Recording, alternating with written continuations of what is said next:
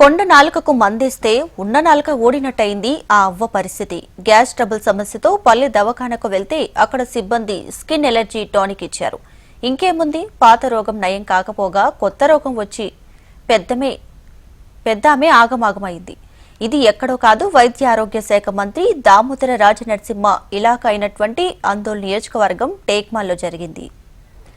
మెదక్ జిల్లా టేక్మాల్ మండలం ఎల్లకుర్తి గ్రామ పరిధిలోని ప్రభుత్వ పల్లె దవాఖానా సిబ్బంది నిర్వాకం ఓ ముసలవ్వ ప్రాణాల మీదకు తీసుకొచ్చింది.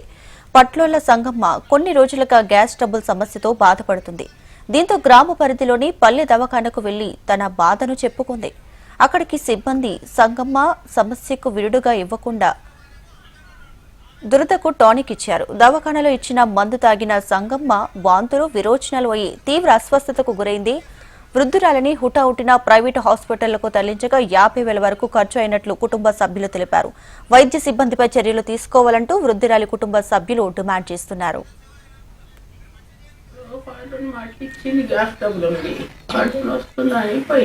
వాళ్ళు ఇస్తారు కదా, వచ్చిర్రంటే పోయినా అది శాంక్షన్ గోళీలు నల్లగా ఉంటే బలం గోళీలు ఇచ్చిర్రు. ఒకటి అది గ్యాస్ ప్రాబ్లం వాటికి అంటే ఇక ఆమె ఇచ్చింది. ఇస్తే ఇంకా నేనే ఇచ్చేటప్పుడు డేట్ ఉన్నదా లేదమ్మా అన్న అంటే ఉన్నది డేట్ అన్నారు. తీసుకొని వచ్చిన సేవర్ చూడలేదు, ఏం చూడలేదు, అడిగితే ఇచ్చారు. అంతే వారం వస్తున్నాం. ఎప్పుడన్నా పోతా, ఎప్పుడు గట్లే ఎప్పుడన్నా పోతా, వారం పోను. ఎప్పుడన్నా పోతా, కడుపుని వస్తుంది కదా, 2 మాటలు ఇచ్చిర్రు.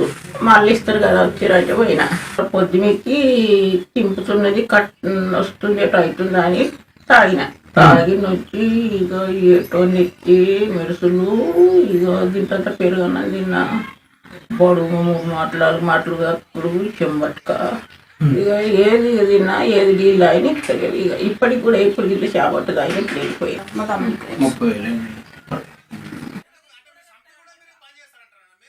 ఇట్లా హాస్పిటల్ పోయింది, మందు గ్యాస్ ట్రబుల్ మందు ఇవ్వమని అడిగితే వాళ్ళు చూసుకోకుండా లోషన్ బాటిల్ ఇస్తే 2 రోజులు ఇంట్లో పెట్టుకొని 3వ రోజు తాగిందంట. తాగినందుకు ఆమె వాంతులు, బయలు, పోగడకు ఇబ్బంది అయింది, బేజారైంది.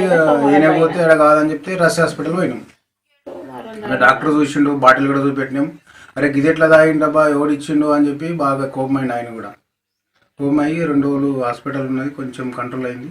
6 రిపోర్టు చూసి మందులు రాసిస్తామని చెప్పి, కొంచెం ఇన్ఫెక్షన్ వచ్చిందంట గుండె అని చెప్పి తీసుకొని వచ్చినాము. కొంచెం నయం ఉన్నది. ఇప్పుడు వీళ్ళ నిర్లక్ష్యం వలన మా అమ్మ ఇట్లా జరిగింది. చూసుకోకుండా ఇవ్వడం